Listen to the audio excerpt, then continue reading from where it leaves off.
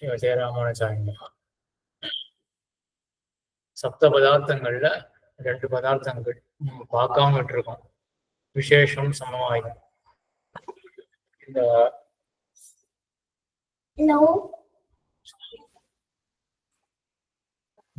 விசேஷம், சமவாயம். விசேஷம்ன்றது சிறப்பு, தனித்தன்மை. சாமானியம் ஒரே நிமிஷம்.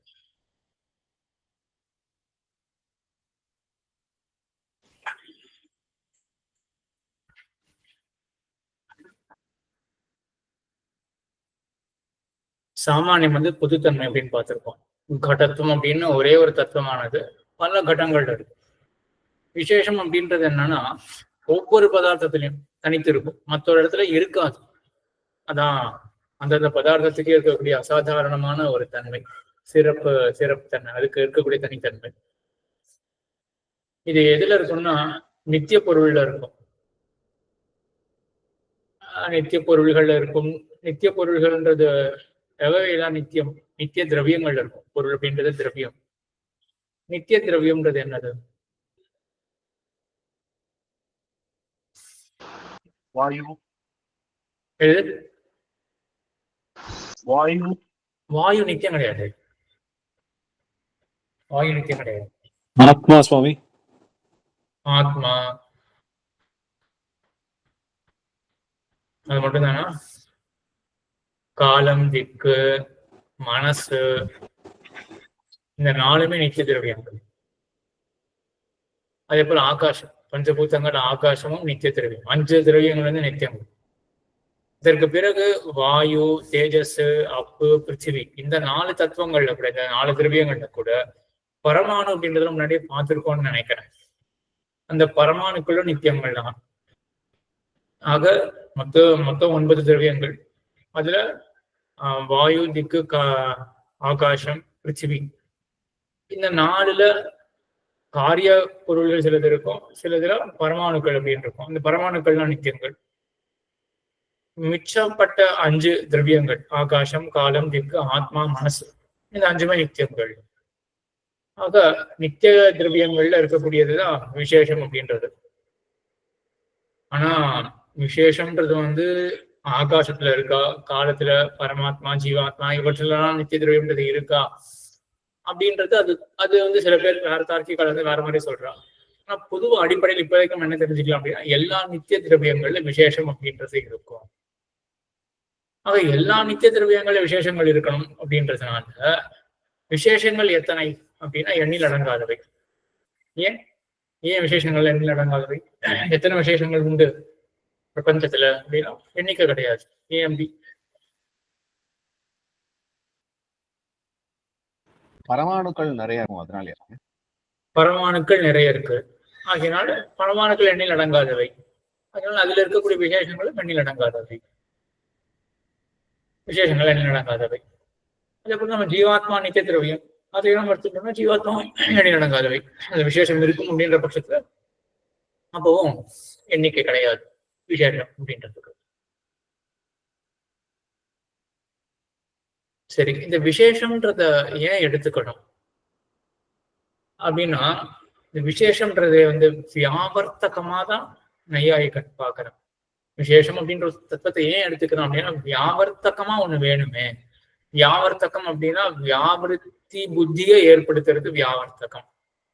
அதாவது டிஃபரன்ஷியேட்டிங் ஃபேக்டர். இதை காட்டிலும் வேறுபட்டது அப்படின்னு நமக்கு ஒரு புரிய வைக்கிற ஃபேக்டர் இருக்கு இல்லையா, அதான் வியாவர்த்தகம், டிஃபரன்ஷியேட்டிங் ஃபேக்டர். 2 துணி இருக்கு. 2 துணியானது தனித்தனி தானே. முதல் துணி 2வது துணி கிடையாது. அது வேற, இது வேற அப்படின்றது நம்ம எப்படி ரீசன் பண்ண முடியும்? இது வேற, அது வேற. ஏன் இது வேற, இது வேற? என்ன ஒரு டிஃபரன்ஷியேட்டிங் ஃபேக்டர்? 1த்துல இல்லாதது 2த்துல என்ன இருக்கு அப்படின்னா என்ன தோன்றது? 1த்துல இல்லாதது 2த்துல என்ன இருக்கு? 2மே துணி தானே. என்ன இருக்கு 1த்துல இல்லாதது 2த்துல? அது கவுண்ட்ஸ் மாறலாம். இது கவுண்ட்ஸ், நம்பர் ஆஃப் த்ரெட்ஸ் மாறலாம். சரி சரி, ரூபம் மாறலாம். நம்ம நம்பர் ஆஃப் த்ரெட்ஸ் 1 அப்படின்னு வச்சுக்கோமே. இங்கேயும் 1000 த்ரெட்டு தான் இருக்கு, அங்கேயும் 1000 த்ரெட்டு தான் இருக்கு. அப்ப ரெண்டு ஒன்னாயிடுமா? ரெண்டு துணி ஒன்னாயிடுமா? அவயவங்கள் மாறலாம் சுவாமி. எது மாறுது? அந்த அவயம் இந்த இது வந்து வேற அவயம் அது வேற ஒரு அவயம். நூலே மாறுறது. இந்த நூல் வேற அந்த நூல் வேறையாச்சு. ஆக இந்த துணியில முதல் துணியில இருக்கிற நூல்கள் வேற, இதுல இருக்கிற நூல்கள் வேற. அதனாலதான் இந்த முதல் துணியானது இரண்டாவது துணி அல்ல, வேறுபட்டதாக இருக்கு. ஆக டிஃபரன்ஷியேட்டிங் ஃபேக்டர் என்ன, விசேஷம் என்ன அப்படின்னு கேட்டா என்ன சொல்லலாம்? இதுக்கு இந்த நூல்கள், இதுக்கு வேற நூல்கள் அப்படின்னு பதில் வந்துடும். சரி, இந்த நூல் ஏன் இந்த நூலை காட்டிலும் வேறுபட்டதாக இருக்கு அப்படின்னு கேள்வி வந்தா என்ன சொல்லுவோம்? அதே பதில் தான் சுவாமி. அதுல இருக்கக்கூடிய அவயவங்கள் அந்த நூலினுடைய அவயவங்கள் அப்படின்னு பதில் சொல்லிடுவோம். சரியா? இது அந்த ரெண்டு ஸ்லைட்ல இருக்கு. இந்த ஸ்லைடை ஃபாலோ பண்ண முடியறது இல்லையா? இப்போ முதல் துணியில் இருக்கும் நூல் இரண்டாம் துணியில் இல்லை, இரண்டாம் துணியில் இருக்கும் நூல் முதல் துணியில் இல்லை. ஆகையினால என்ன ஆயிடுத்து? முதல் துணி இரண்டாவது துணியை காட்டிலும் இந்த துணியானது இது காட்டிலும் வேறுபட்டது அப்படின்னு சொல்லிடலாம். நூல் விஷயத்துக்கு போனோம்னா என்ன ஆகும்?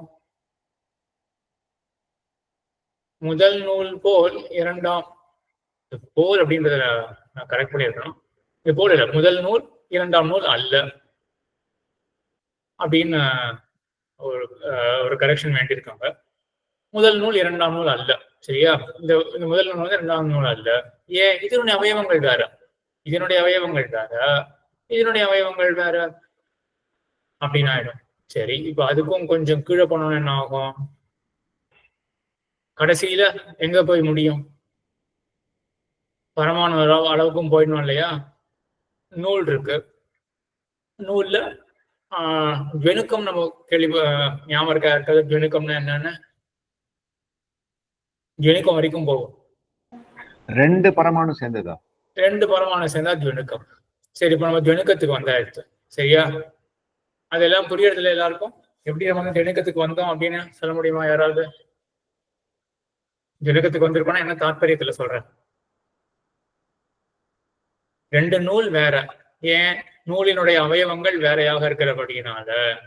என்ன அவயவம் அது? பரமாணுக்களா இருக்கலாம். பரமாணுக்கள் சேர்ந்து ஜெனுக்கம் ஆறுது. ஜெனுக்கங்கள் எல்லாம் சேர்ந்து திணுக்கம் பிரசரணம் அப்படின்னு சொல்லுவார்கள். கடைசியில நூல் ஆறுது அப்படின்னு வச்சுக்கோமே. நேர வந்து நம்ம ஒரு நூலை வந்து பரமாணுனுடைய கூட்டமாக நேர இப்ப பார்க்க வேண்டாம். ஏன்னா அப்படி கிடையாது. பரமாணுக்கள்லாம் சேர்ந்து ஜெனுக்கம் அப்படின்னு ஒரு படியாதான் போய் கடைசியில நூலாக ஆறுது. இப்ப அந்த நூலினுடைய அவயவத்துக்கு இது ஒரு பேர் சொல்லுவாளே, நூலினுடைய அவயவத்துக்கு இது ஒரு பெயர் இருக்கு. சரியா? இப்ப அந்த அவயவம் முதல் நூலினுடைய ஒரு அவயவம் இருக்கு. அது வந்து மற்ற நூலினுடைய அவயவத்தை காட்டிலும் வேறுபட்டது. ஏன்? அதனுடைய அவயவம் வேறுபட்டு இருக்கிறபடினால் அப்படின்ற ப்ராசஸ் ஃபாலோ பண்ண முடியறது இல்லையா? அப்படி வந்து கடைசியில எங்க போய் நம்ம நிற்போம்? ஜெனுக்கத்துல நிற்போம். இந்த ப்ராசஸ் எல்லாருக்கும் புரியறதா? ஆக ஜெனுக்கத்துக்கு வந்து நின்றோமே என்றால் ஒரு ஜெனுக்கமானது மற்றொரு ஜெனுக்கத்தை காட்டிலும் வேறுபட்டது.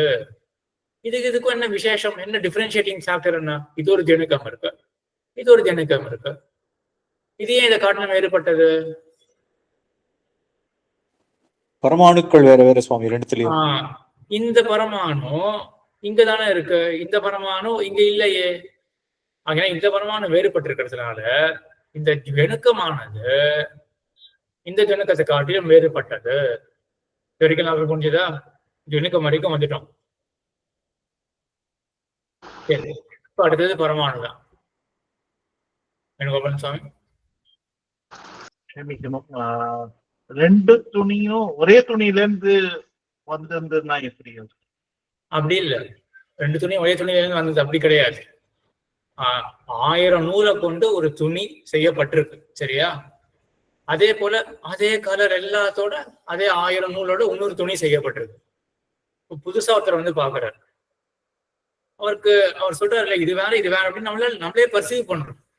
சரி, அது ஏன் வேற? இது வேற, முதல் துணி வந்து ரெண்டாவது துணி அல்ல அப்படின்றது லோகத்துக்கே தெரியும். அதுல யாருக்குமே சந்தேகம் இருக்காது. ஏன் வேறுபட்டு இருக்கு, என்ன டிஃபரன்ஷியேட்டிங் ஃபேக்டர் அப்படின்னு யோசிச்சா என்ன பதில் சொல்லுவீங்க? ஏன் முதல் துணி காட்ட ரெண்டாவது துணி வேறையாக இருக்கு? வேறாக ஏன் இருக்கு? வேற மெட்டீரியல் அப்படின்னு சுலபமா அதுதான், அவ்வளவேதான். வேற மெட்டீரியலால ஆக்கப்பட்டிருக்கு, அதான் வேற அவயவங்கள். முதல் துணியோட அவயவங்கள் வேற, ரெண்டாவது துணியோடைய அவயவங்கள் வேற. உடனே அடுத்தது கேள்வி வருது, சரி அந்த அவயவம் வந்து வேறன்னு சொல்றோமே, ஏன் அது வேற? ஏன்னா அதனுடைய அவயவம் வேற. இப்ப அந்த சைக்கிள் புரியறது எப்படி போறோம் அப்படின்னு, அப்படி போனோம்னா கடைசியில எங்க போய் நிப்போம்? நம்ம அந்த ஜெனுக்கத்துல போய் நிப்போம். சரியா? ஜெனுக்கம், ஒரு ஜெனுக்கம் இருக்கு, இன்னொரு ஜெனுக்கம் இருக்கு. ஏன் ரெண்டு வேறையா இருக்கு? ஏன்னா மறுபடியும் அதனுடைய அவயவங்கள் வேறுபட்டு இருக்கு அப்படின்னு அங்க போய் நின்றுடுவோம். சரி, அப்புறம் என்ன இருக்கு? பரமாணு வருவோம். சரி, ஜெனுக்கம் ஏன் வேறனா, இந்த பரமாணு அந்த பரமாணு கிடையாது, ஆகையனாலதான் ஜெனுக்கம் வேறுபட்டு இருக்குன்னு சொல்லிடுவோம். சரி, இந்த பரமாணு ஏன் அந்த பரமாணு கிடையாது? இது ரெண்டுத்துக்கு என்ன டிஃபரன்ஷியேட்டிங் ஃபேக்டர் அப்படின்னு என்ன பதில் சொல்லலாம்? இந்த பரமாணு ஏன் அந்த பரமாணு அல்ல அப்படின்னா ஏன் என்ன பதில் சொல்ல முடியும் நம்மளால? அது அவயவம்னு சொல்ல முடியாது, ஏன்னா அது வந்து அதுக்கு அவயவம் கிடையாது. அதுக்கு பார்ட்ஸே கிடையாது, அது இன்டிவிசிபிள் ஆச்சு பரமாணு அப்படின்றது. ஆக அந்த நையாயிகன் என்ன சொல்றான் அப்படின்னா, ஆகையினாலதான் விசேஷா அப்படின்னு ஒரு பதார்த்தத்தை ஏற்றுக்கொள்ள வேண்டும். ஆக இந்த முதல் பரமாணு இருக்கு இல்லையா, இதுல மட்டுமே விசேஷா அப்படின்னு ஒரு ப்ராப்பர்ட்டி இருக்கும், ஒரு தன்மை இருக்கும். அது இந்த ரெண்டாவதுல இருக்காது. இந்த ரெண்டாவதுக்கு வேற விசேஷம்.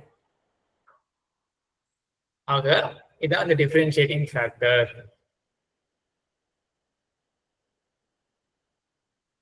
எல்லாம் நல்லா மனசுல வாங்கிக்கோங்க. இது கான்செப்சுவல் மேட்டர் தான் இல்லையா, இது ரியல் கிடையாது. பரமாணு வரைக்கும் ரியல், பட் இந்த விசேஷம்ங்கிறது வந்து கான்செப்சுவல். அப்படி நம்ம வச்சுக்கிறோம், சோ தட் நம்ம புரிஞ்சுக்கிறதுக்காக அப்படி வச்சுக்கலாம். அப்படி இல்லையா அவன் சொல்றது? நம்ம அது ரெண்டுத்துக்கும் ஒரு டிஃபரன்ஷியேட்டிங் ஃபேக்டர் இருந்தால்தானே டிஃபரன்ஸ் நம்ம வந்து பர்சீவ் பண்ண முடியும் அப்படின்னு அவன் போறான். டிஃபரன்ஷியேட்டிங் ஃபேக்டர் இருந்தால் தான் டிஃபரன்ஸை பர்சீவ் பண்ண முடியும். டிஃபரன்ஸ் இருக்குன்னு நான் சொல்ல வரல, அது ஒரு பேத ஞாபனமா இல்லாட்டி பேத ஸ்வரூபமா அப்படின்னு ஒரு பெரிய விசாரம் இருக்கு. ரொம்ப போய் கன்ஃபியூஸ் பண்ண வேண்டாம் அப்படின்றதுக்காக மேல விட்டுட்டான் அப்படியே. சரியா?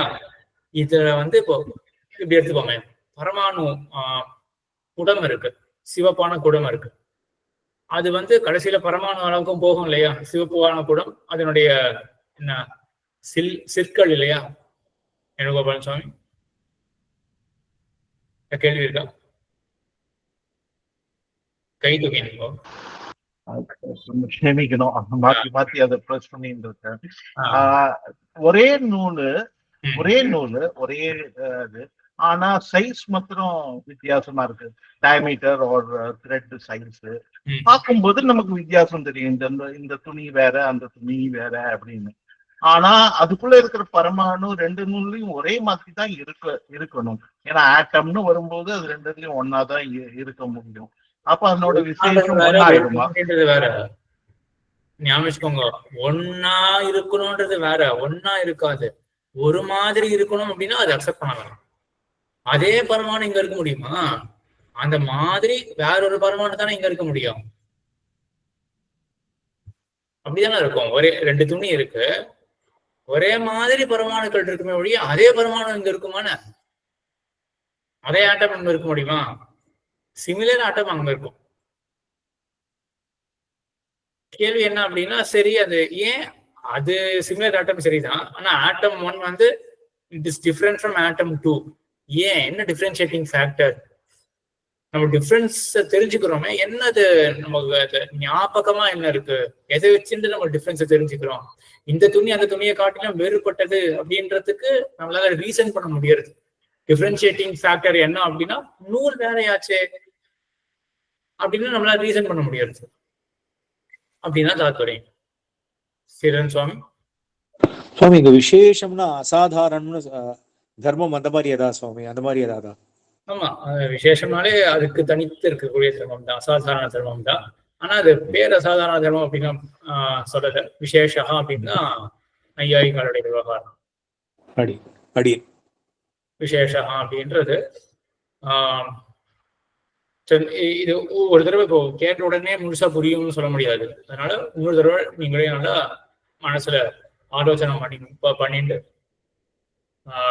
என்ன ஞாபகம் வச்சுக்கணும் அப்படின்னா, ஒரு பொருள் மற்றொரு பொருளை காட்டிலும் வேறுபட்டது நம்ம தெரிஞ்சுக்கிறோமே, அந்த தெரிதலுக்கு எது பயன்படுறது, டிஃபரன்ஷியேட்டிங் ஃபேக்டர் தான் வியாவர்த்தகா அப்படின்னு சொல்லிட்டு வருது.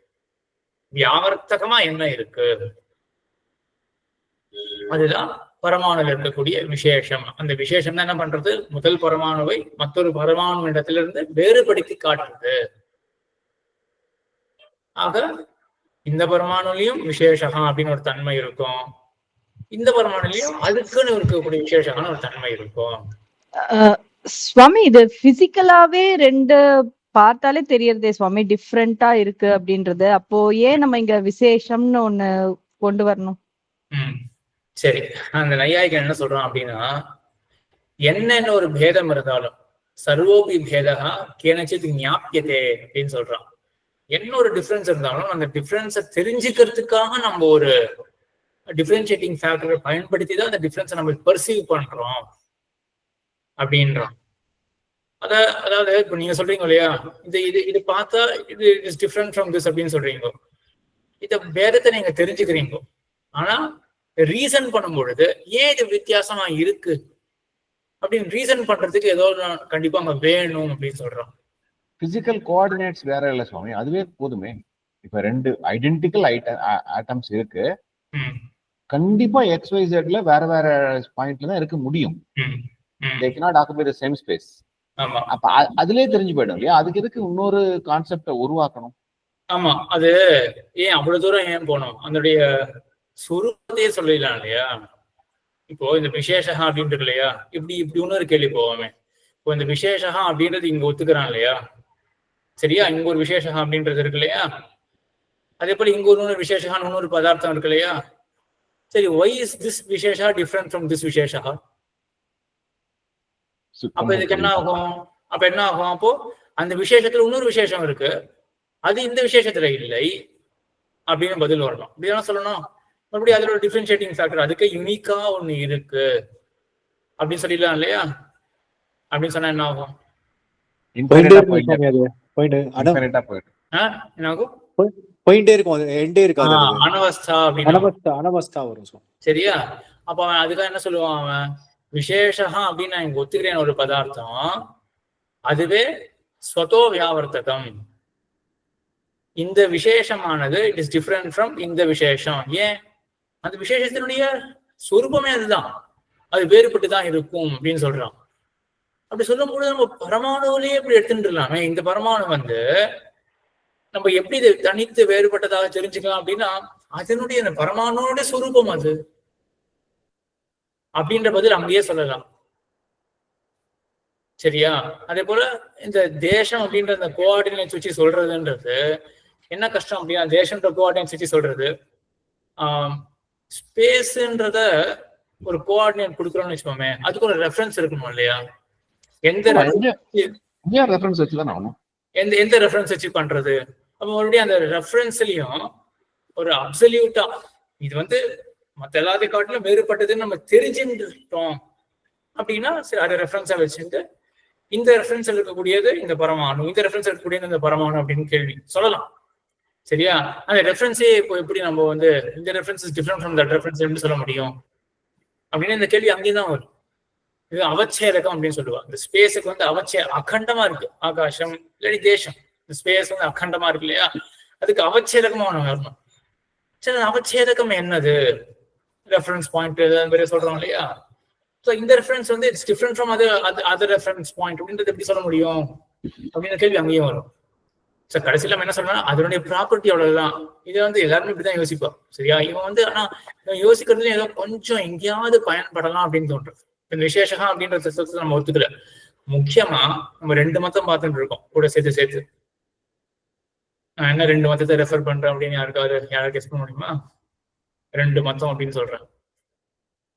மீமாம்சையா சுவாமி? ஒண்ணு மீமாம்சையா? இல்ல, நம்ம மீமாம்சாவை பார்க்கல. தர்க்கத்துல சொல்லும் பொழுதே ரெண்டு மதம் அப்படி ரெண்டு சொல்லலை எதுவரையிலும். நியாய மதம், வைசேஷிகம். வைசேஷிகன்னு ஏன் அவனுக்கு பெயர்? இப்ப தர்க்க சங்கிரகம் அப்படின்னு இருக்கு இல்லையா, அது நியாய வைசேஷிக மதத்தினுடைய சங்கிரகம். நியாய மத்தத்துக்கும் வைசேஷிக மத்தத்துக்கும் என்ன வாசி? நியாய மத்தத்தை பண்ணவர் கௌதம மகரிஷி, வைசேஷிக மத்தத்தை பண்ணவர் கணாத மகரிஷி. என்ன வாசி? ரெண்டு பேரும் இந்த அனுமானத்தினாலதான் ஈஸ்வரனை சாதிக்க பார்க்கிறார்கள். நிறைய ஒற்றுமைகள்லாம் உண்டு. என்ன முக்கியம் அப்படி விசேஷம்னா இந்த விசேஷம் தான் வேறுபாடு. இந்த விசேஷா அப்படின்ற பதார்த்தத்தை கணாத மகரிஷி தான் சொல்லியிருக்காரு. அதனாலதான் அவர் மத்தத்துக்கு வைசேஷிக மத்தம் அப்படின்னு பேரு. நியாய மத்தத்தை கூட இதெல்லாம் ஒத்துக்கல. ஏன்னா இதே வச்சுட்டுதான் இப்போ இதுக்கும் நமக்கு ஒரு தனித்தன்மை வேணும் அப்படின்றது விசேஷமான ஒண்ணு தெரிஞ்சுட்டாதான் நம்ம இதை டிஃபரன்ஷியேட் பண்ண முடியும். அப்படின்னு சொல்ல போனோம்னா அந்த பரத்தக ஸ்வதோ நிர்வாகத்துவம், பரத்தக நிர்வாகத்தை ஸ்வதோ நிர்வாகத்துவம் அபியுபகமியதே அப்படின்ற மாதிரி சொல்லுவா. அதாவது சரி, அவ்வளவு காம்ப்ளெக்சிட்டிலாம் வேண்டாம், இதோட நிப்போம். நம்ம விசேஷம் அப்படின்னு ஒரு பதார்த்தத்தை ஒத்துக்கிறார் அப்படின்றது மட்டும் இப்போதைக்கு மனசுல வச்சுக்கோங்க. சரியா? இது ஒரு இதோடைய பகுதின்னு சொல்ல முடியாது, ஏன்னா இதுக்கு பகுதி கிடையாது. இது என்னமா அசோசியேட் ஆயிருக்கு? விசேஷமான தனி பதார்த்தம் போய் இந்த பரமாணுவுக்கு இது இந்த பரமாணு பச்சை குடத்துல ஒரு அங்கம் அப்படின்னு வச்சுக்கோமே. இந்த பரமாணு பச்சை குடத்தினுடைய அங்கம். இந்த பரமாணுல பச்சை நிறம் இருக்குமா இருக்காதா? இருக்கும் இல்லையா? அது ஒரு குணம் இல்லையா? அந்த திரவியத்துல ஒரு ஆட்ரிபியூட்டா அந்த குணம் இருக்கு. அதே போல இதுக்கு இன்னொரு ஆட்ரிபியூட்டா விசேஷா அப்படின்னு ஒரு பொருள் இதுல ஒட்டின்னு இருக்கு. பொருள் ஒட்டின்னு இருக்குன்னா அப்ப அது அவயவம் ஆயிடும்ல சுவாமி? ஏன் அப்போ இது அந்த பச்சை நிறம்ன்றது அவயவமா? பச்சை நிறம் குணம் ஆயிடுது. அதேதான் இங்கேயும் விசேஷமா தனி பதார்த்தமா தானே பாக்குறோம். 7 பதார்த்தங்கள்ல விசேஷமா தனி ஒரு பதார்த்தமா பாக்குறோம் இல்லையா? சரி, அது தனி ஒரு பொருள் அங்க இருக்கு. பரமாணுல ஒரு ஆட்ரிபியூட்டா அது ஒண்ணு இருக்கு. ஆக இதான் விசேஷம் அப்படின்றத பத்தி. சுவாமி, இதுல குணத்தை புரிஞ்சுக்க முடியறது சுவாமி, நம்ம பார்த்தாலே தெரியறது. இப்ப இந்த விசேஷாவை எப்படி புரிஞ்சுக்கிறதுன்னு தெரியல. அது நம்ம பரமாணுவை பார்க்க முடியாதுல்ல, அதனால நம்ம பார்த்துலாம் தெரிஞ்சுக்க முடியாது. இது வெறும் ஃபுல்லும் இவனுடைய அந்த லாஜிக், அந்த பரம்பரை புரிஞ்சுதா? எப்படி இவன் ஏன் அது புரியுது, ஏன் அதை கன்சீவ் பண்றான் அப்படின்றது அது புரிஞ்சது இல்லையா? அது புரியுது சுவாமி. அவ்வளவுதான். அதுக்கு நம்மளால ஒன்னும் எப்படி பார்த்துலாம் நம்ம சொல்ல முடியாது. இந்த மாதிரி இந்த தாட் ப்ராசஸ் நமக்கு எங்கேயாவது கண்டிப்பா உபயோகப்படும். அதே அந்த வியாவர்த்தகம் அப்படின்றதான் கொண்டு வரோம் அப்படின்றதெல்லாம் கண்டிப்பா எங்கேயாவது ஒரு இடத்துல நமக்கு தெரியாம உபயோகப்படும். சரி, இது என்னது? அது இன்னொரு உதாரணம். முதல் பானை போல். இது முதல் பானை அல்ல. விமலாமாம் இருக்காடா? இல்லாட்டி வரலையோ நீக்கு? ஆழ்வார் புறப்பாடு இருக்கணும் நீங்க. சரி, முதல் பானை அல்ல. இந்த முதல் இது விமலாமாம் இருக்காடா? சரி சரி.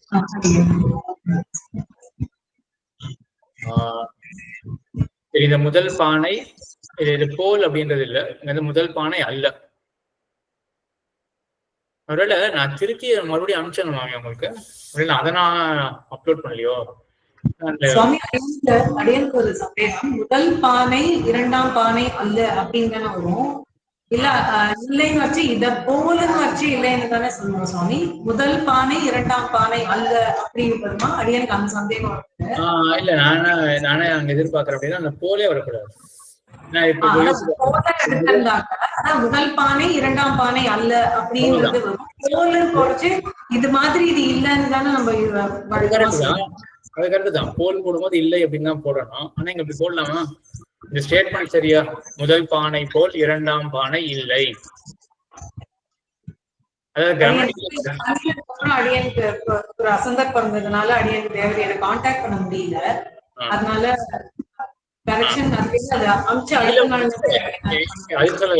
அது பரவாயில்ல. இதை நான் ஜஸ்ட் ஒரு கேள்வியா கேட்கிறேன்.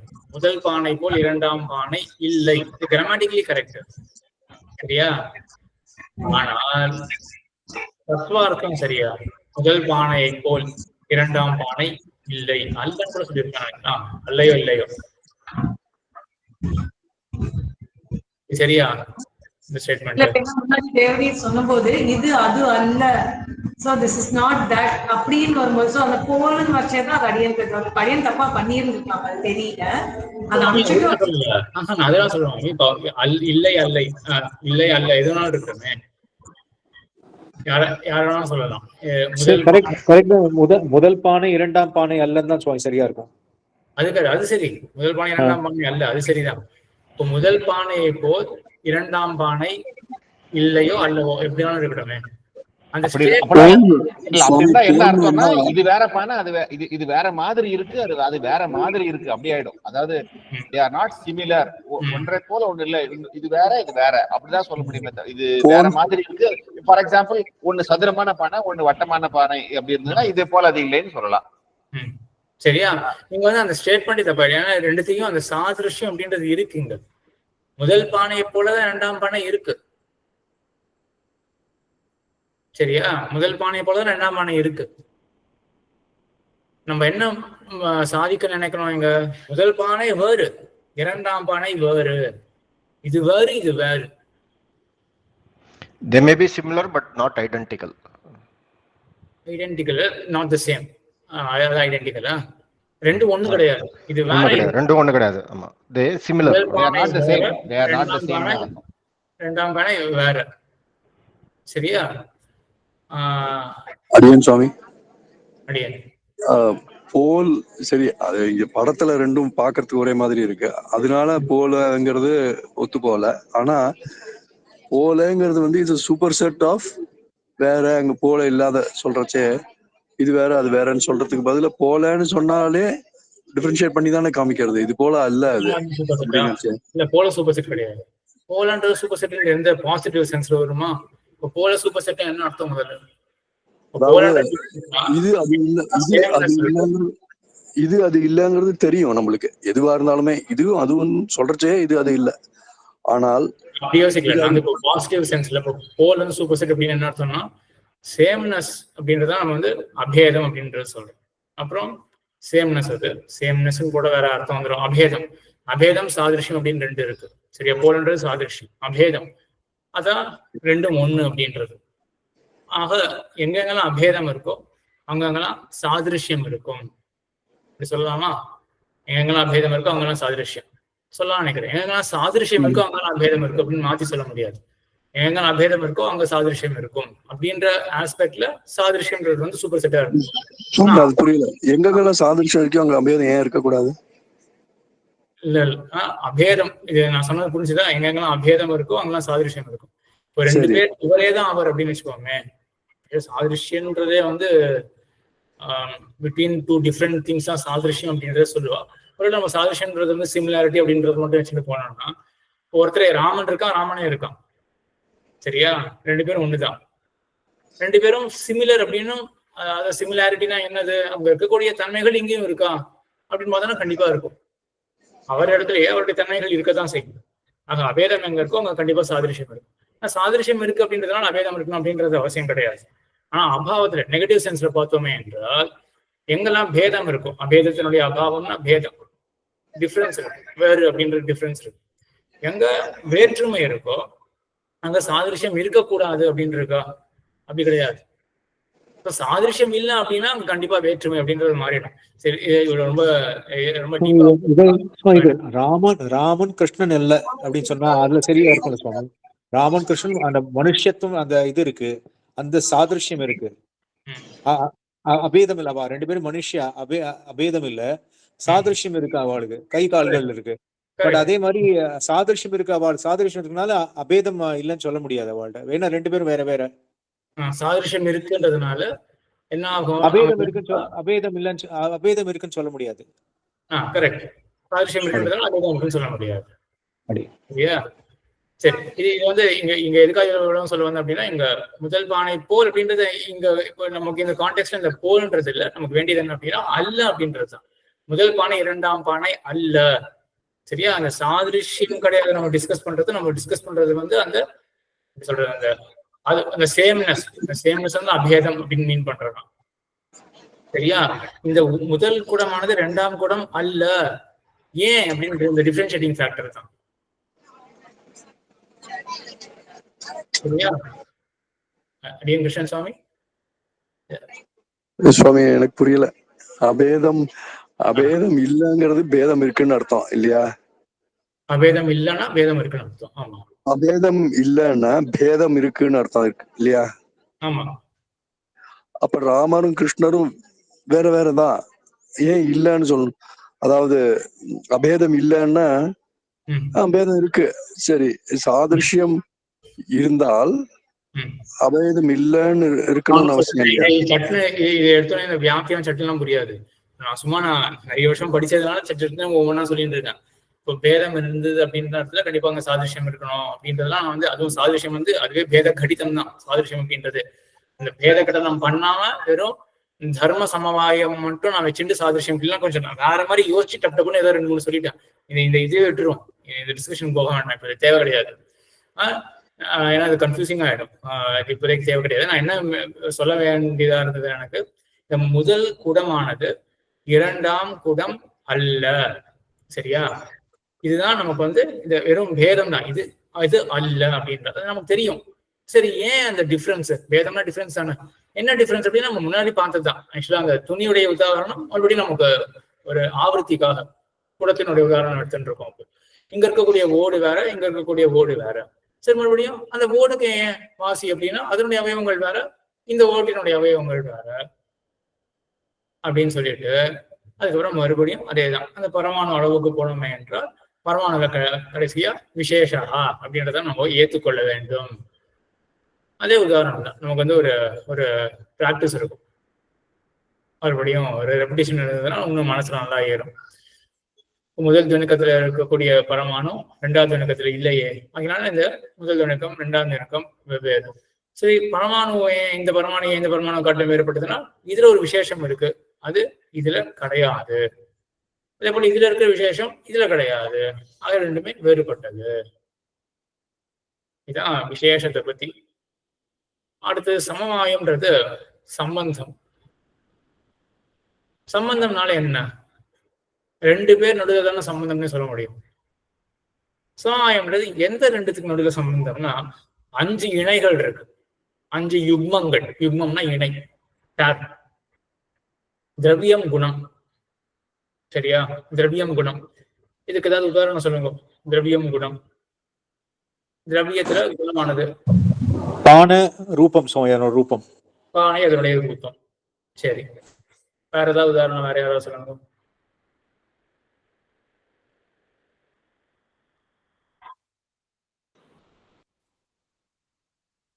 ஒரு மனிதன் அவனுடைய உயரம். சரி, என்ன குணம் அது?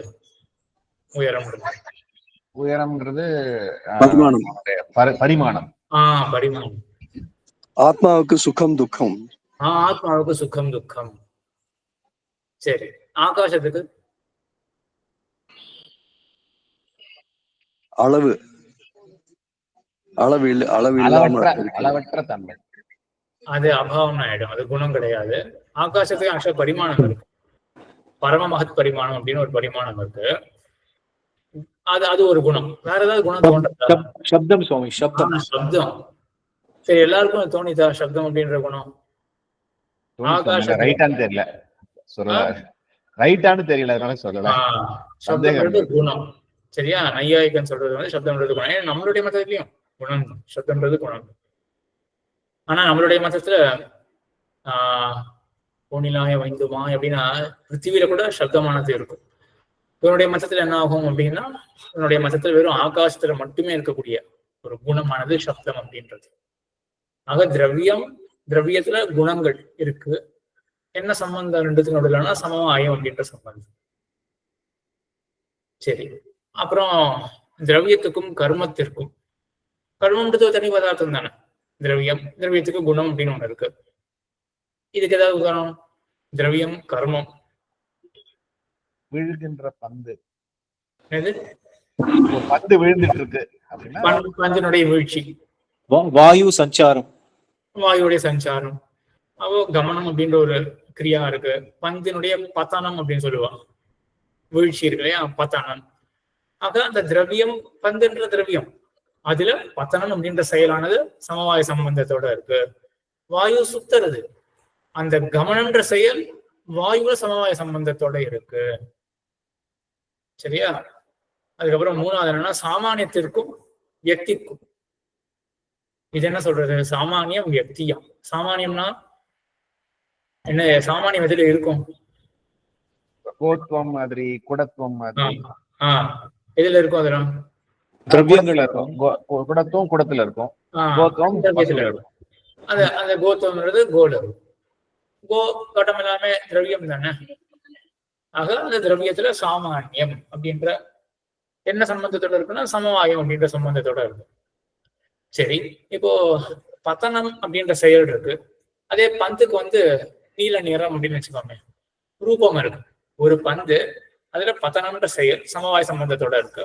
அதே போல ரூபம், நீல ரூபம், அதுவும் சமவாய சம்பந்தத்தோட அந்த பந்துல இருக்கு. அந்த பந்து கந்துகம்னு நினைக்கிறேன். கந்துகத்துவம் அப்படின்ற சாமானியம். பல பந்துகள் இருக்கு. கந்துகத்துவம் அப்படின்ற சாமானியம். சரி, இது என்ன இந்த ஒரு பந்துல இருக்குமா? எப்படி இருக்கும் இந்த கந்துகத்துவம்ன்றது? கந்துகத்துவம்னா என்னன்னு புரியல சுவாமி. சாமானியம் சுவாமி, சாமானியமா இருக்கும். எல்லா கந்துக்கத்துலயும் இருக்கும், எல்லா பந்துக்கள்லயும் இருக்கும் சுவாமி. அப்போ கந்துகத்துவம் எல்லா பந்துகள் இருக்குன்னா, இப்போ ஒரு பந்து எடுத்துப்போம். அல்ல நீல நிறமானது இந்த ஒரு பந்துல இருக்கு. சரியா?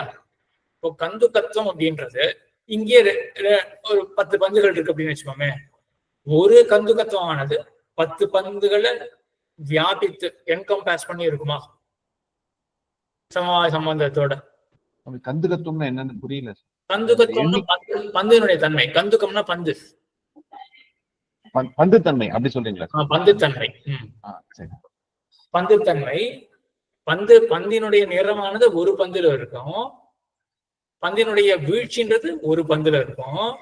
பந்து தன்மை அப்படின்ற 10 பந்துகளை என்கம்பாஸ் பண்ணி இருக்கும்.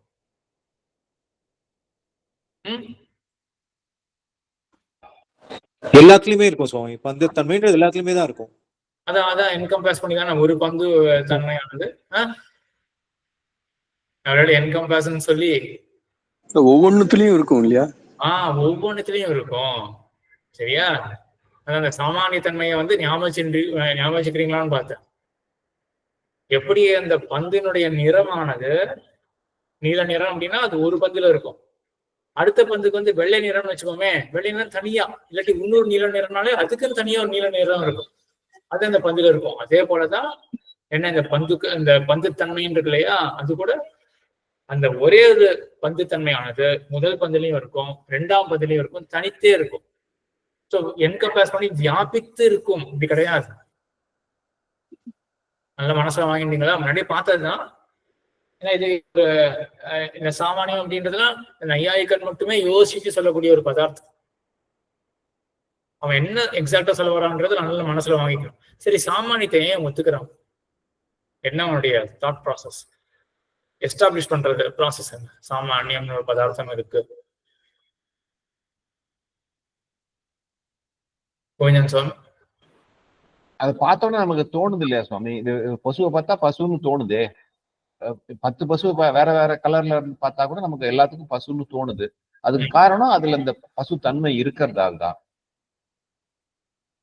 சரி, அதனால நம்ம நினைக்கிற மாதிரி நமக்கு பசுத்தன்மைன்றது எப்படி நம்ம வேண்டி இருக்கு. நமக்கு ஒரே ஒரு பசுத்தன்மை தனித்து ஒவ்வொரு பசுவிலையும் இருக்கணும். அதுதான் ஒரு இவனுடைய சொல்லக்கூடிய அந்த விசேஷமே. சுவாமி, ஒரு ஜாதியை குறிப்பிடுறதுக்கா சுவாமி? ஒரு ஜாதியை குறிப்பிடுறதுக்கோ ஒரு அதாவது இப்ப பந்துனா அதுக்கு அது பந்துன்னு எப்படி சொல்றது? பந்தோட தன்மை இருக்கு, அது சாமானியமா இருக்கிறதுனால, அது எல்லாத்துலயும் பொதுவா இருக்கிறதுனால அதை குறிப்பிடுறதுக்காக அந்த மாதிரி ஒண்ணு சொல்றானு சுவாமி. நிறைய தடவை பார்த்திருக்கோமே, நிறைய தடவை இந்த யுக்தியெல்லாம் பார்த்திருக்கோம் எப்படி எஸ்டாப்ளிஷ் பண்றாங்க. மத்த பொருட்கள்ல இருந்து வியாபிருத்தி பண்ணி காமிக்கிறதுக்காக இதுல இந்த பந்து தன்மை இருக்கணும். அதெல்லாம் விசேஷமாயிடும். வியாபிருத்தி அப்படின்னு போனா விசேஷமாயிடும். வேறுபடுத்தி காட்டுறதுக்குன்னா இல்ல. அதெல்லாம் பார்த்திருக்கோமே நம்ம.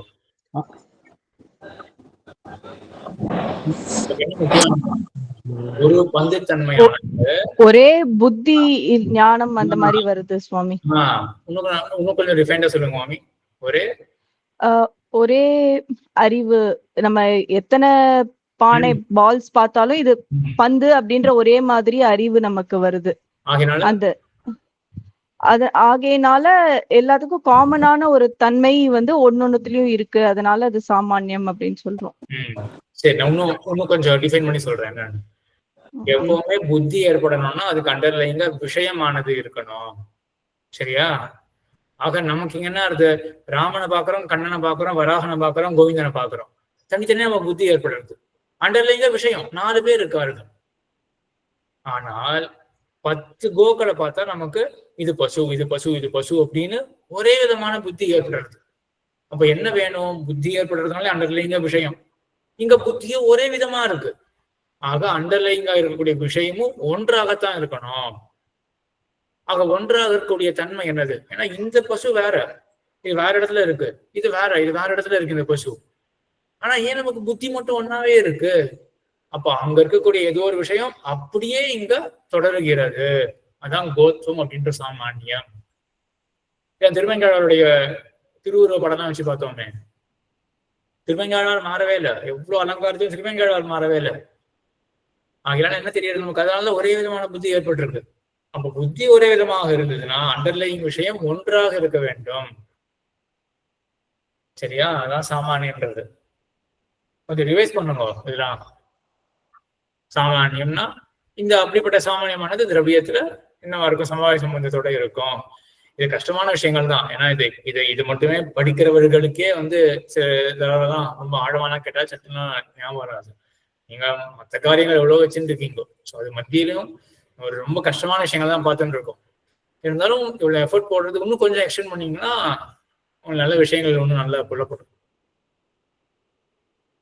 இதான் நம்ம சாமானியத்தை பத்தி பார்த்தோம். சரியா? அடுத்தது கோவிந்தன் சுவாமி. ஒரு கான்ட்ராஸ்டுக்காக கேக்குறேன். இப்போ நம்ம பந்து தன்மைங்கிறது ஒரு பந்துலயும் இருக்குன்னு சொல்றீங்க, அது புரிஞ்சுக்க முடியுது. அப்ப நம்ம எண்ணிக்கை வந்து குணத்தை பத்தி பார்க்கும்போது அது வந்து எல்லாத்துக்கும் காமனா இருக்கு அப்படின்னு சொல்லியிருந்தோம் சுவாமி. அதுவும் இதுவும் கொஞ்சம் வித்தியாசமா இருக்கு இல்லையா? நான் அடுத்தது ஆக்சுவலா இப்போ அதை பத்தி ஒன்று கேட்க வந்திருந்தேன். 10 பந்து இருந்ததுன்னா தசத்துவம் அப்படின்ற சங்கியா இருக்கு இல்லையா? சங்கியா என்ன அப்படின்னா இங்கதான் நீங்க என்ன சொல்லணும், அழுத்தம் திருத்தம் என்ன சொல்லணும், இது என்கம்பாஸ் பண்றது. 10 பொருள்களையும் ஒரே தத்துவமானது ஸ்ப்ரெட் ஆகி இருக்கு. இது சங்கியா விஷயத்துல. ஆனா பந்துத்தன்மை எப்படி இருக்கு? ஒவ்வொரு பந்துலையும் 10 பந்துலையும் தனித்தனித்து. ஆனாதான் ஆச்சரியம், 10ல தனித்தனித்து இருக்கிறதுனால 10 பந்து தன்மை கிடையாது, ஒரே பந்துத்தன்மை 10லயும் தனித்தனி. இதுக்காக தான் நம்ம சம்பிரதாயத்தை ஒரு உதாரணம் பார்த்தோம் சித்தாந்தத்துல. சாமானியத்தை புரிய வைக்கிறதுக்கு எம்பெருமானார் வந்து சாமானியத்தை உதாரணமாக்கி இன்னொன்னு புரிய வச்சார் வேதாந்த தீபத்துல. வேதாந்த தீபத்திலே சாரத்திலையா தீபத்துல, வேதாந்த தீபத்துல ஏன்னா சொன்ன பார்த்தோமே, 2-3 தடவை பார்த்திருக்கோம். எம்பெருமானுடைய வியாப்தி ஞாபகம் இருக்கும். ஒரே எம்பெருமான் அவன் என்ன பண்றான்னா ஒரு பந்து முதல் பந்துக்குள்ள மொத்தமா இருக்கான், அடுத்த பந்துக்கும் அந்தரியாமே அதே எம்பெருமான் தான், 10 எம்பெருமானா இருக்கான், அதே எம்பெருமான் தான் மொத்தமா இருக்கான். அவன் என்ன பண்றான், கொஞ்சம் எம்பெருமான் ஒரு சின்ன அம்சம் மட்டும் முதல் பந்துல அப்படின்னு கிடையாது, மொத்த எம்பெருமான் பிரம்மஸ்வரூபம் மொத்தம் முதல் பந்துல இருக்கு, 2ஆம் பந்துல அதே பிரம்மஸ்வரூபம் இருக்கு. ஆக இதெல்லாம் எம்பெருமான் என்ன பண்றாரு, நையாயிக்கனே நீ சாமானியத்தை எப்படி ஒத்துக்கொள்றையோ அது போலதான் எங்க பகவானுடைய வியாப்தி அப்படின்னு காட்டுற. நமக்கு வந்து திருவாய்மொழியிலான கொஞ்சம் தெரியும் பகவானுடைய வியாப்தி எப்படி அப்படின்றது வந்து திருவிசம்பெரிவழி அந்த பாட்டுலதான். ஒவ்வொரு துளியிலும் பறந்ததன் பறவைகள் நீர்தோறும் பறந்துடன் அப்படின்னு நீர்தோறும் பறந்துடன் அப்படின்னு ஒவ்வொரு துளியிலும் பகவான் இருக்கான், நீக்கமர நிறைந்து இருக்கான், பூர்ணமா இருக்கான். சரியா? அதுபோலதான் சாமானியத்தை புரிஞ்சுக்கணும். சரி, அடுத்தது இப்ப விசேஷத்துக்கும் பரமாணுக்கும் அதே சம்பந்தம் தான். இப்பதான் நம்ம பார்த்தோம் விசேஷத்தை. இப்ப பரமாணு விசேஷம் எப்படி இருக்குன்னா சமவாய சம்பந்தத்தோட இருக்கும். அதே போல அவயவத்துக்கும் அவயவிக்கும், அவயவி அப்படின்னு இருக்கு, அவயவம் அப்படின்னு இருக்கு. அவயவம் அவயவி இந்த சத்காரியவாதம் அசத்காரியவாதம் அப்படின்னு பார்த்தோம். நையாயிகன் சொல்றது என்ன காரியம்? சத்தா அசத்தா?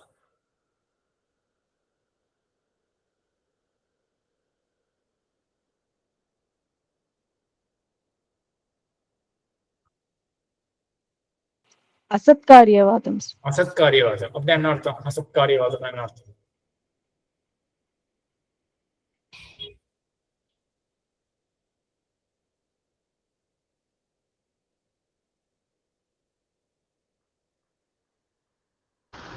இல்லாததை பற்றி கூறுகிறது. இல்லாதது ஏற்படுறது. இல்லாதது ஏற்படுறது. எது இல்லை? 2 ஓடு இருக்கு, 2 ஓட்டை சேர்க்கிறோம், புதுசா குடும்பம் உருவாகுது அப்படின்னு சொல்றான். சரியா? 1000 நூலை சேர்த்தோமே என்றால் 1001வது புதுசா துணியும் உண்டாருது அப்படின்னு சொல்றான். அசத்து முன்னாடி இல்லாதது இப்போ உண்டாருது அப்படின்னு சொல்றான். சரி, இந்த 1001வது உண்டான துணி இருக்கு இல்லையா, அது சமவாயம் அப்படின்ற சம்பந்தத்தோட எதுல இருக்கும்? இத படிச்சு என்ன உங்களுக்கு கெஸ் பண்ண முடியாது? ஏதாவது கெஸ் பண்ண முடியாதா? 1001வது பொருளாக புதுசா உண்டான துணியானது எதுல இருக்கும்? நூல்களோட இருக்கும். சமவாய சம்பந்தம் நூல்களோட இருக்கும். சமவாய சம்பந்தத்தோட அந்த நூற்கள்ல துணியானது இருக்கும். சரி, அதான் சொல்ற அவயவி ஆனது அவயவங்கள்ல சமவாய சம்பந்தத்தோட இருக்கும். அவயவிக்கும் அவயவங்களுக்கும் உண்டானதுதான் சமவாய சம்பந்தம். ஆக இந்த 5 இணைகள் மத்தியில சமவாய சம்பந்தமானது இருக்கு. சரியா? சாமானியத்திற்கும் திரவியத்திற்கும் மத்திய 5 பார்த்துட்டோம். சரி, திரவியத்துக்கும் குணத்துக்கும் இருக்கிறதுக்கு அது சுலபமான உதாரணம் தான், எல்லாருக்கும் தெரிஞ்சிருக்கும். அதே போல நம்ம பத்தனம் அப்படின்ற செயலையை பார்த்துட்டோம், அந்த உதாரணமும் பார்த்தாச்சு. எதுக்கும் கர்மத்துக்கும் திரவியத்துக்கும் இருக்கிறது. ஜாதிக்கும் வியக்திக்கும் கடத்துவம் ரக்தத்துவம். கடத்துவம் அப்படின்றது இது வேற ஒண்ணு இருக்கு. நம்ம என்ன பார்த்தோம்? கர்மம் இருக்கு இல்லையா, பத்தனம் இல்லாட்டி கமனம், இதெல்லாம் வாயுவிலையோ இல்லாட்டி பந்துலயோ இருக்கு அப்படின்றது பார்த்தோம். சாமானியம் அப்படின்றது கடத்துவம் அப்படின்றது ஒண்ணு எடுத்துட்டோம். அதே போல ஒன்னொன்னு கோத்வம் இல்லாட்டி கந்துகத்துவம், இந்த மாதிரிலாம் பார்த்தோம். இந்த சாமானியம்னா எதுல இருக்கும்? திரவியத்துல இருக்கும். ஆனா திரவியத்துல மட்டும்தான் பொதுத்தன்மை சாமானியம் அப்படின்றது இருக்குமா? குணத்திலையும் இருக்கும். குணத்திலையும் சாமானியம் அப்படின்றது இருக்கும். இப்ப ரத்தத்துவம் எக்ஸாம்பிள். ரத்தத்துவன்றது உதாரணம். சரி, இந்த ரத்தத்துவன்றது எதுல இருக்கும்? இப்போ அந்த ரூபம், இந்த ரூபத்துல இப்போ இந்த குடம் எடுத்துக்கோமே, இந்த குடம் ரெட் கலர்ல இருக்கா? இதனுடைய ரெட் கலர் அப்படின்றது இல்லையா, இந்த red colour is different from this red colour. சரியா? It is not dissimilar. சரியா? அந்த வாசி புரியுறதா? இதுவும் ஒரே விதமான நிறம் தான். இந்த சிவப்பு நிறமும் இந்த சிவப்பு நிறமும் ஒரே மாதிரியானதுதான், ஆனா ஒரே நிறம் கிடையாது. இந்த ஒரே நிறம் கிடையாது அப்படின்றதுக்கு ஒரு மாதிரி முன்னாடி ஒண்ணு, ஏன் அதுவும் இது ஒன்னாவே இருக்கிறோமே இவ்வளவு. ஏன்னா ஒண்ணுத்தோட கலர் அந்த நிறம் போச்சுன்னா அது இன்னொன்னு போகணும்ன்ற அவசியம் கிடையாது. சரியா? இந்த மாதிரிதான் யுக்திகள்லாம் யோசிச்சு வைப்போம். நையாயிகன் என்ன சொல்லுவோம் அப்படின்னா, இப்ப இது ரெண்டும் ஒண்ணு அல்ல அப்படின்றது எப்படி நம்ம சொல்ல முடியும்? அப்படியா என்ன சொல்லுவாங்கன்னா, இப்ப ரெண்டும் ஒண்ணுன்னு நினைச்சுப்போமே, இது மட்டும் கொஞ்சம் ஃபேட் ஆச்சுன்னு வச்சுப்போம், இப்போ இதுவும் ஃபேட் ஆகுதா? இது அப்படியே தானே இருக்கு. அதனால இந்த red colour it is different. சரியா? From this red colour. ஆனாலும் இது ரெண்டு தானே. அப்போ இந்த நிறத்திலையும் இந்த நிறத்திலையும், எல்லாத்திலையும் இங்க இருக்கக்கூடிய எல்லா நிறங்கள்லயும் ரக்தத்துவம் அப்படின்ற ஒரு பொதுத்தன்மை இருக்கு. ஆக குணத்திலையும் சாமானியம் இருக்கலாம், அதே போல செயல்லையும் சாமானியம் இருக்கலாம், கர்மத்திலையும் சாமானியம் இருக்கலாம். இது என்ன தோன்றது? இந்த பிக்சரை பார்த்து என்ன தோன்றது? கர்மத்துல சாமானியம் இருக்கும். 2 பேரும் நடக்கிறா சுவாமி, 2 பேருமே நடந்துட்டு தான் இருக்கா. சரி, அப்ப என்ன ஆகுது? எப்படி இதுவும் ஒரு செயல், கமனம் அப்படின்ற செயல், இதுவும் ஒரு செயல். என்ன செயல்? கமனம் அப்படின்ற செயல். அப்ப இது ரெண்டுமே ஏதோ ஒரு சிமிலரா இருக்குல்ல. அப்ப ரெண்டுத்துலயும் ஒரு பொது தன்மை ஒண்ணு இருக்கு. அப்போ கமனத்திலயும் என்ன இருக்குன்னா கமனத்துவம் அப்படின்ற தன்மை இருக்கு. சரியா? அவன் நடக்கிறான், இவனும் நடக்கிறான் அப்படின்னு சொல்லும்பொழுது மறுபடியும் அதே அந்த முன்னாடி நம்ம பார்த்த லாஜிக்கே தான். அவனுடைய செயலை பார்த்தாலும் நமக்கு ஒரே விதமான புத்தி தோன்றது. இன்னொருத்த நடந்தா கூட ஒரே விதமா புத்தி தோன்றது. அப்ப புத்தி சேமா இருக்கணும்னா அண்டர்லைங்கா விஷயம் சேமா இருக்கணும். ஆனா அவன் ஓடுறது வேற, இவன் ஓடுறது வேற. எப்படி நம்ம சொல்ல முடியும்? அவன் நின்றுட்டானா இவன் ஒன்றும் நிக்கலையே. சரி, இவனுடைய ஓட்டம் வேற, இவனுடைய ஓட்டம் வேறதான். ஆனா அப்ப என்ன சேம்னஸ் எதுல இருக்கு? கமனத்துவம் அப்படின்னு ஒரு சாமானியம் இருக்கு, செயல்லையும் ஒரு சாமானியம் இருக்கு அப்படின்னு. ஆக சாமானியம்ன்றது இதுலயும் இருக்கும். அப்புறம் விசேஷம் பார்த்துட்டோம். பரமானு இருக்கக்கூடியதுதான் விசேஷம் அப்படின்றது. அவயவங்கள் இந்த அவயவின்றது குடம் புதுசா உருவாயிருக்கு. அப்போ இந்த 10,001வது பொருள் புதுசா உருவானதுதான் அவயவி அப்படின்ற குடம். அது என்ன பண்றதுன்னா இந்த அவயவங்களுக்குள்ள இது சமவாய சம்பந்தத்தோட இருக்கு அப்படின்னு சொல்லலாம். ஒரு முக்கியமான விஷயம் நாங்க ஸ்லைட்ல கிட்ட முன்னாடி சொல்லல போடுறதுக்கு. ஆனா இதுவும் விஷயம் பார்க்கணும் தான் தோன்றது. இந்த சம்பந்தத்தை ஏன் ஏத்துக்கணும்? கோவிந்தன் சார். சுவாமி, இப்ப இந்த கடத்துவம் சமவாய சம்பந்தத்துல இருக்குன்னு சொல்றதுக்கும் இந்த 1001வது பதார்த்தம் மறுபடியும் சொல்லுங்க. கடத்துவம் இந்த பொருள் மேல சமவாய சம்பந்தத்தோட இருக்குன்னு சொல்றதுக்கும் இந்த 1001வது பதார்த்தம் அவயவிங்கிறது அவயவங்கள் மேல இருக்குன்னு சொல்றதுக்கு என்ன வித்தியாசம்? கடத்துவன்றது வேற பொருளாச்சே. கடத்துவன்றது அப்ப மறுபடியும் மிஸ் பண்ணிட்டீங்க. இதுதான் பொழுதுவா எல்லாருக்குமே கன்ஃபியூஷன் வரும். நையாயிக்கனுடைய அந்த என்னது அவனுடைய அந்த செருப்புல எழுந்து பாருங்க. அவனுடைய இந்த சிந்தனா அளவரிசைகள். அவன் கடத்துவன்றது வேற, இந்த குடத்தினுடைய வடிவம்ன்றது வேற. இந்த முதல்ல இந்த குடம்ன்றதே வேற. நீங்க கேட்டது என்னன்னா 1001வது பொருள் குடம் அப்படின்னு புதுசா ஒண்ணு உருவாயிருக்குன்றத அவனுடைய கண்ணோட்டத்துல இருந்து பாருங்க.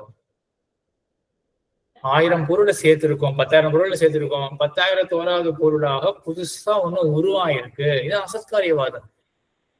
முதல்ல இதை மனசுல வாங்கிக்கோங்க. ஏன்னா இதுல யாருமே லோகத்துல சொல்ல மாட்டான். இவன் தான் புதுசா சொல்றான். எங்க மனசுல வாங்கிக்காம போனீங்கன்னா அந்த நம்ம சரியா புரியாது நமக்கு. நான் புரிஞ்சுன்றது அந்த 1001வது பொருள் தான் அந்த அந்த கடத்துவம்னு புரிஞ்சு. எப்படி அது கடத்துவம்னு ஆகும்? சரியா வராது. அப்படின்னா 1001வது பொருள் இங்க புதுசா இங்க ஒரு 10,000 பொருளை சேர்த்ததுனால இன்னொரு 10,001வது பொருள் இங்க உருவாயிருக்கு குடம் அப்படின்றது. சரியா? 10,001வது பொருள் என்ன சொல்? அதான் புதுசா உண்டா இருக்கு. குடம் கண்ணுக்கு உண்டாயிருக்கு. அது இந்த 7 விதங்கள்ல எந்த விதம்? திரவியம். அடியனுக்கு ஒரு சந்தேகம். கோவிந்தன் சுவாமி கேட்டது மேல ஒண்ணு. இப்ப கடம்னு ஒண்ணு உருவானாதானே சுவாமி கடத்துவம்னே ஒண்ணு வருது. கரெக்ட். அப்ப எப்படி கடத்துவத்தோட தானே சுவாமி இதா கடத்துவம் கடத்தோட சமவாய சம்பந்தத்தோட இருக்குன்னு சொல்லணுமா சுவாமி? கரெக்ட், அப்படிதான் சொல்லணும். கடமானது இதனுடைய அவயவங்கள சமவாய சம்பந்தத்தோட இருக்கு. கடத்துல சமவாய சம்பந்தத்தோட என்ன இருக்கு? கடத்துவம் இருக்கு. கடத்துவம் அப்படின்றது சமவாய சம்பந்தத்தோட இருக்கு அப்படின்னு சொல்றோம். சரியா? இப்போ இந்த சம்பந்தம் அப்படின்றது ஒரு சின்ன ஆஸ்பெக்ட் தான். அது எனக்கு என்ன தோணுதுன்னா, முதல்ல நீங்க இந்த குடம்ன்றது புதுசா உருவாகிறது அப்படின்னு நல்ல மனசுல வாங்கிக்கோங்க. அதே போல கடத்துவம்ன்றது தனித்த ஒரு பொருளை பார்க்கணும். என்னுடைய கேள்வி நான் இன்னொரு தடவை எக்ஸ்பிளைன் பண்றேன் சுவாமி.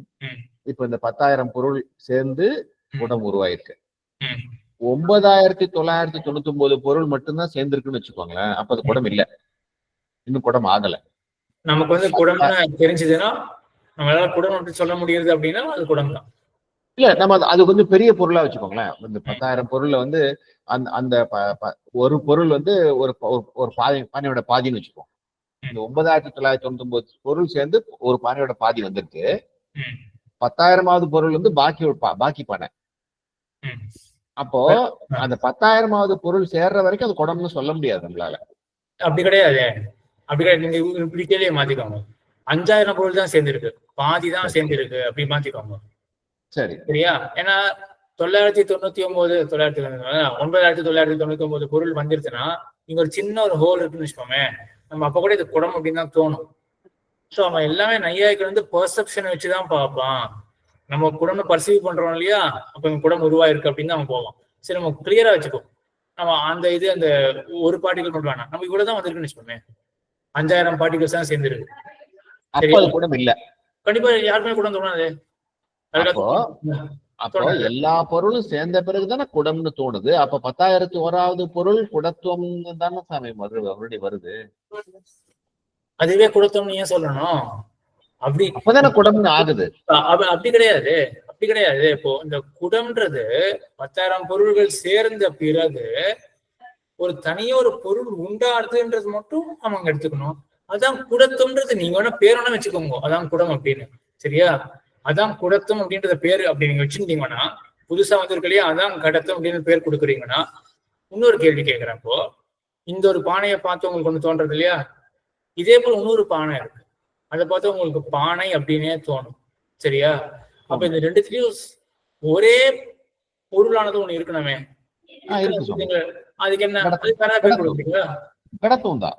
எப்படி அது இந்த குடத்துல இங்க புதுசா உருவாயிருக்குன்னு வச்சுட்டீங்களே, இது is different from physical entity, it's different from this entity இல்லையா? அவன் சொல்ற கான்செப்ட் நல்ல மனசுல வாங்கிக்கோங்க. புத்தி ஒரே விதமான புத்தின்றதுல அண்டர்லையிங்கா சேம் பொருள் இருக்கணும், சப்ஸ்டன்ஸ் இருக்கணும். சரியா? இந்த குடம்ன்றது வேற, இந்த குடம்ன்றது வேற, தனித்திருக்கிற குடம்ன்றது வேற. அப்போ ரெண்டு குடத்திலையும் ஒரே தொடரக்கூடிய ஒரு சப்ஸ்டன்ஸை நம்ம ஒத்துக்க வேண்டும். அதான் கடத்துன்றது. அது புரியுது. அப்ப அப்படின்னா இந்த 10,001வது இங்க உருவாறது வந்து கடத்துன்னு எடுத்துக்க முடியாது. அப்படிங்க அதுக்கு ஒரு பேர் கடத்துன்னு கொடுத்தீங்கன்னா வேற ஏதாவது பேர்ல இன்னொரு பொருள் ஏத்துட்டுதான் ஆகணும். நல்லா யோசிச்சு பாருங்க. அவன் சொல்றது வந்து அவனுடைய அந்த ஷூஸ்ல இருந்து பார்க்கணும். இப்ப அவனுடைய பிரகாரம் இந்த 10,001வது பொருளுக்கு பேர் என்ன சொன்னோம்? குடம். குடம் நம்ம புதுசா நம்ம என்ன சொல்லுவோம்? குடம்னா என்ன நம்ம சொல்லுவோம்? எல்லாத்தினுடைய சேர்க்கை குடம் அப்படின்னு சொல்லுவோம் இல்லையா? சேர்ந்த பிறகு புதுசா உண்டாருது, அதான் குடம் அப்படின்னு. இதை நம்ம வந்து ஸ்ரீபாஷத்துல நீங்க ஆரம்பணாதிகரம்லாம் எவ்வளவு பேர் பார்த்திருக்கீங்கன்னு தெரியல. அது 2வது அத்தியாயம் எவ்வளவு பார்த்திருக்க மாட்டீங்கன்னாவோ, அந்த ஆரம்பணாதிகரத்துலயே அதை பத்திலாம் விஷயங்கள் வருது. எம்பெருமானார் சொல்லியிருக்கிறத சில யுக்திகள் மட்டும் நான் சொல்லியிருக்கேன், அந்த வீடியோவை சொல்லியிருக்கேன்.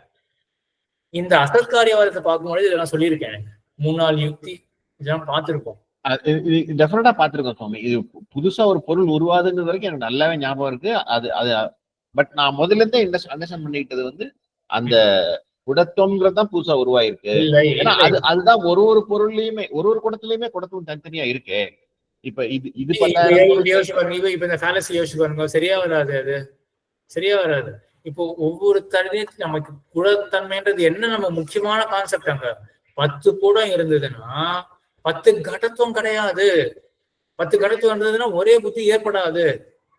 பகவான் மாதிரி அது ஒரே கடத்துவம் தான். பட் அதுல தனியா இருக்கு, இதுல தனியா இருக்கு இல்லையா? இப்ப யோசிச்சு பாருங்க. 10,000 பொருளை சேர்த்தப்புறம் இங்க கடத்துன்றது உருவாயிருக்குன்னா புதுசா உருவானது. அப்ப ஏற்கனவே ஒரு குடம் இருந்தது அங்க இல்லையா கடத்துன்றது? சரி வராது இல்லையா? சரியா? மறுபடியும் இது ஒரு மாதிரி ஒரு அவனுடைய கண்ணோட்டத்தில இருந்தே பார்க்க வேண்டிய விஷயம். அவன் சொல்றது அந்த வீடியோ மறுபடியும் கேளுங்க. அசத்காரியவாதத்தையும் மறுபடியும் அந்த வீடியோவை கேட்டுட்டு இவன் ஏன் புதுசா ஒரு தர்மீயத்தை எடுத்துக்கிறான் அப்படின்னா சாமானியத்தையும் மறுபடியும் கேளுங்க. இது வந்து ஒரு தடவை கேட்டு போற விஷயம் கிடையாது. நீங்க முன்னாடி அந்த கிளாஸுக்கு வரதுக்கு முன்னாடி ஒரு தடவை பார்த்துட்டு போற விஷயமும் கிடையாது. பெண் தெரியுமா இருந்ததுன்னா நிறைய தடவை பழக்கப்படணும்.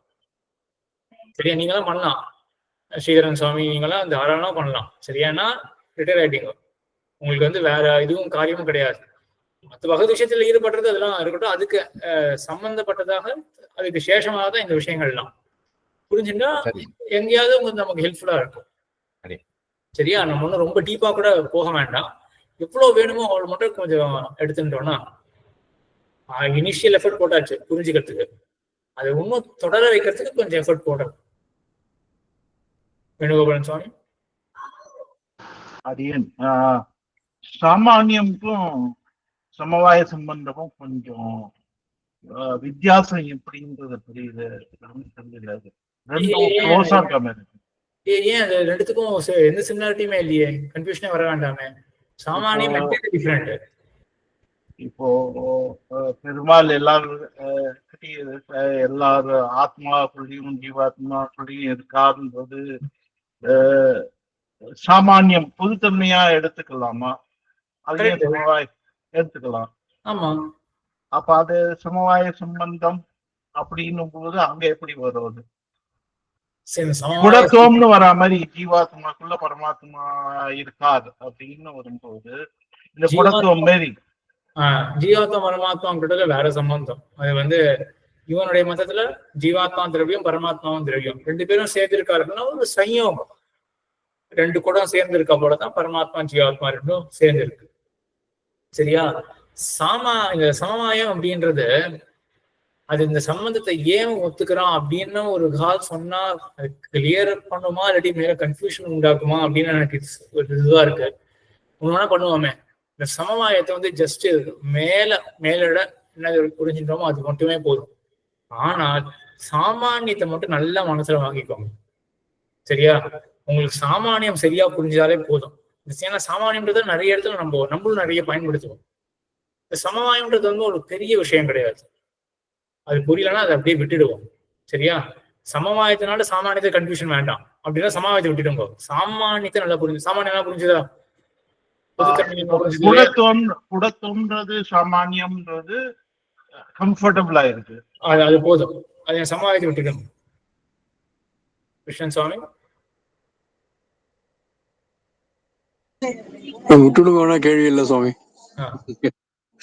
சரி சுவாமி. கை தூக்கின்றத பாருங்க. அதான் விட்டுடுங்க, அதை பத்தி தான் கேள்வி. சமவாயம் அது ஏன் எஸ்டாப்ளிஷ் பண்றான்னு சொல்லலாமா அப்படின்னு யோசிச்சேன். எனக்கு ஏதோ வேண்டாம்னு தோன்றது. ரொம்ப கன்ஃபியூஷன். உண்மையா பண்றேன். ஆனா எனக்கு சொல்லாம இருக்கிறதுக்கு எனக்கு மனசு வரல. ஒரு 2 நிமிஷம் சின்ன ஒரு யுக்தியை மட்டும் தெரிஞ்சுக்கோங்க. விசிஷ்ட புத்தி ஏற்படுத்துறதுன்னா ஆரம்பிச்சேன்னா ரொம்ப ஓவரா போயிடுவோம். சரி, வேணாம். இந்த சமவாயம் வேணாம், விட்டுடுவோம். நம்ம எப்பயாவது கொஞ்சம் இன்னும் நல்ல ஆழமா போன அப்புறம் வேணா சமவாயத்தை ரீவிசிட் பண்ணுவோம். சரியா? இப்போதைக்கு இந்த இதுல பொறுத்த வரைக்கும் நீங்க விசேஷம் நல்லா பார்த்துக்கோங்க. விசேஷம் பதார்த்தத்தை பத்தி சாமானியத்தையும் நம்ம நல்லா ரிவைஸ் பண்ணியிருக்கோம். அதையும் நல்லா போன வீடியோஸ்லாம் எடுத்து பார்த்து கொஞ்சம் நல்லா அனலைஸ் பண்ணி வச்சுக்கோங்க. நிறைய ஹோம்ஒர்க் பண்ணணும். சரியா? நான் மற்றவாளை கூட விட்டுடுவேன். யார் யாரெல்லாம் லௌகிக வியாபாரங்களேன்னு நிவృత్తர்களா இருக்காலோ கண்டிப்பா நீங்க நல்ல எஃபர்ட் போடணும். சரி, நம்ம அடுத்தது என்ன பண்ணோம்? இது அக்ஷராதிகரணம் ஆயிடுச்சு.